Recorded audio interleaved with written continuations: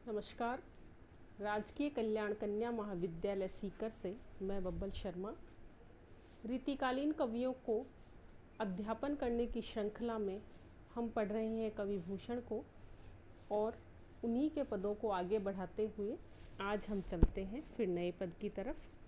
अतर गुलाब चोआ चंदन सुगंध सबस हज शरीर की सुबास बिकसाती है। पल भरी पलंग तेन भूमि न धरत पाँव तेई खान पान छोड़ी बन बिल लाती है। भूषण भनत शिवराज वीर तेरे त्रास हार भार तोरे निज सुधि बिसराती है। ऐसी परी नरम हरम बादशाहन की नासपति खाती ते बनासपति खाती है। कवि भूषण यहाँ शिवराज की वीरता, मुगल हरमों में उपजे उनके आतंक, उनके त्रास का वर्णन करते हुए कहते हैं कि अतर गुलाब चोआ चंदन सुगंध।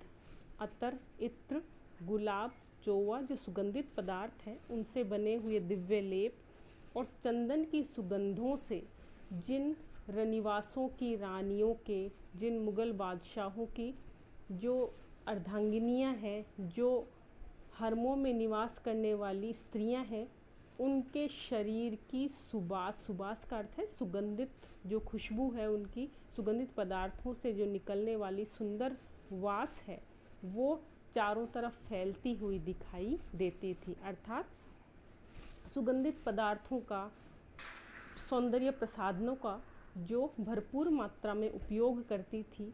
पल भर पलंग ते न भूमि न धरत पाँव, और पल भर भी पलंग से जो भूमि पर पाँव नहीं रखती थी। अर्थात दासियों के और जो अन्य सेवक सेविकाएं थे जिनकी सेवा का उपभोग करते हुए जो क्षण भर भी जमीन पर नहीं चलती थी, तेई खान पान छोड़ी बन बिले लाती है। वही मुगल स्त्रियां अपने हरमों को छोड़कर, अपने सौंदर्य प्रसाधनों को छोड़कर, अपने विलास के उपकरणों को छोड़कर और समस्त खान पान को, समस्त सुगंधित 56 भोगों को छोड़कर वन बिललाती है। वनों में बिललाती हुई, व्याकुल होती हुई, रोती बिलखती हुई फिर रही है। भूषण भनत शिवराज वीर तेरे त्रास। भूषण भनत, भूषण कवि कहते हैं कि हे शिवराज वीर, हे प्रतापी शिवराज, हे शिवाजी, तेरे त्रास, तुमसे उत्पन्न हुए त्रास के कारण, तेरे भय से व्याप्त होकर, तेरे आतंक के कारण हार भार तोरी, वो अपने सारे सौंदर्य प्रसाधनों को, अपने हार, अपने आभूषण, जो उन्होंने शरीर पर इतने अलंकार धारण कर रखे थे, उन सब को तोड़कर निज सुधि बिसराती है। अपने शरीर की सुध तक को भूल चुकी है। अर्थात डर के मारे वो अपने जो रेशमी वस्त्र थे, जो हार थे, जो आभूषण थे, उन सब को तोड़कर इधर उधर अपने प्राणों की रक्षा के लिए बिलखती हुई फिर रही है। ऐसी परी नरम हरम बादशाहन की, और आपके प्रताप के कारण जो बादशाह थे, जो मुगल रनिवासों में रहने वाली रानियां थी, उनकी स्त्रियां ऐसी नरम पड़ गई हैं। उनका जो आतंक था, उनका जो अपने सेवक सेविकाओं के प्रति जो दबदबा था, उसका भाव इस तरह से समाप्त हो गया है। नासपति खाती ते बनासपति खाती हैं, कि जो फल फूल का सेवन करने वाली स्त्रियां थी, जो नाशपति खाने वाली स्त्रियां थी, ते वही स्त्रियां बनासपति खाती हैं। वनस्पतियों का, वन में उपजने वाले जो कंद मूल हैं, उनका सेवन करती हुई फिर रही है। इस पद में कवि भूषण ने शिवाजी के प्रभाव का जो वर्णन रनिवासों पर पड़ा, जो फर्क हरमों पर पड़ा, उन स्त्रियों का यहाँ पर वर्णन किया है। अनुप्रास अलंकार के माध्यम से ये वर्णन यहाँ पर भूषण वीर रस और ओज रस का कर रहे हैं। अगले पद की तरफ हम चलते हैं। सौंधे को आधार किशमिश जिनको आहार, चार अंक लंक मुख चंद के समानी है।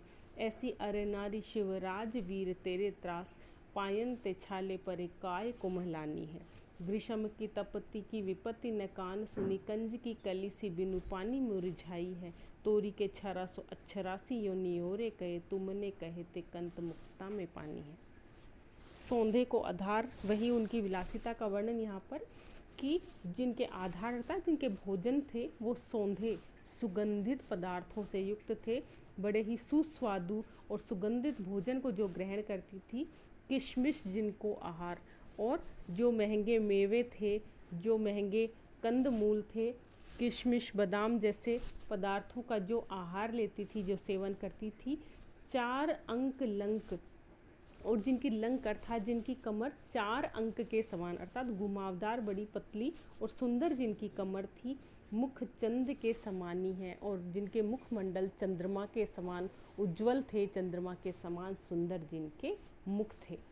ऐसी अरि नारी शिवराज वीर तेरे त्रास, हे शिवराज, हे वीर, हे शिवाजी, तुम्हारे त्रास से ऐसी अरि नारी, अरि अर्थात शत्रुओं की जो स्त्रियां थी, अर्थात मुगल बादशाहों की जो स्त्रियां हैं, वो स्त्रियां तुम्हारे त्रास से, तुम्हारे भय से आतंकित होकर पायन में छाले परी भागती हुई वनों में पहुंच गई हैं। उन्होंने अपने महलों का, हरमों का त्याग कर दिया है और वनों में भटकती हुई फिर रही हैं, जिससे पायन में छाले पड़े, जिससे उनके पैरों में छाले पड़ गए हैं, क्योंकि बड़ी कोमल थी और उन्होंने कभी परिश्रम को अपनाया नहीं था, कभी जिन्होंने अपने पलंगों से धरती पर पाँव नहीं रखे थे, तो भागने से, पृथ्वी पर चलने से जिनके पैरों में छाले पड़ गए हैं, काय कुम्हलानी है, और जिनकी सुकुमार काया कुम्हला गई है, मूर्छित हो गई है, अर्थात जिनके शरीर हैं वो सुस्त पड़ते हुए, क्षीण पड़ते हुए दिखाई दे रहे हैं। ग्रीष्म की तपती की विपत्ति ने कान सुनी, ग्रीष्म की जो गर्मी है, जो तपन है, उसकी विपत्ति, उसकी जो कठिनाई वाली स्थितियां हैं, वो कान ने सुनी। उन्होंने कभी देखना तो बहुत दूर की बात है, उन्होंने कानों से भी जिस स्थिति को कभी नहीं सुना था, वो स्त्रियां कंज की कली सी, कंज की कली अर्थात कमल की कली के समान, कमल के समान कोमल शरीर वाली स्त्रियां हैं, बिनु पानी मुरझाई हैं। जिस तरह से कमल है वो बिना पानी के मुरझा जाता है, उसी तरह से गर्मी में बेहाल होकर इधर उधर व्याकुल हुई फिर रही हैं और मुरझाती हुई, कोई बेहोश हो रही है और कोई बड़ी शिथिल अंग वाली दिखाई दे रही है। तोरी के छरासों अक्षरासों यो निहोरे कहे, और अक्षरासी अप्सराओं के समान तोरी के छरा जो अपने इजार बंदों को तोड़कर इधर उधर भागती फिर रही हैं, और अप्सराओं के समान सुंदर रूप वाली जो स्त्रियां हैं, नियोरे कहे तुमने, वो निहोरे निकाल निकाल कर तुमने कहे थे, तुम्हें अपना पति, तुम्हें अपना स्वामी, तुम्हें अपना सर्वस्व मानने के लिए तैयार है। कंत पति मानने के लिए, अपना स्वामी मानने के लिए तैयार है। मुक्ता में पानी है, और जिस तरह से मोती इज्जत रखता है, मोती पानी रखता है, उसी तरह से तुम्हें अपनी इज्जत की भीख मांग रही है, तुमसे अपना जो स्वाभिमान है, अपना अभिमान है, वो रखने के लिए वो तुमसे प्रार्थना कर रही है। इस पद में कलीसी, अक्षरासी और मुखचंद के समान, इनमें उपमा अलंकार का वर्णन किया गया है, और स्त्रियों के त्रास का, उनकी विपत्तियों का वर्णन बड़े ही सुंदर रूप में यहाँ पर भूषण कवि ने प्रस्तुत किया है। अनुप्रास अलंकार है और वीर रस उत्साह का वर्णन बड़े सुंदर रूप में यहाँ भूषण कवि ने प्रस्तुत किया है। आज के लिए इतना ही।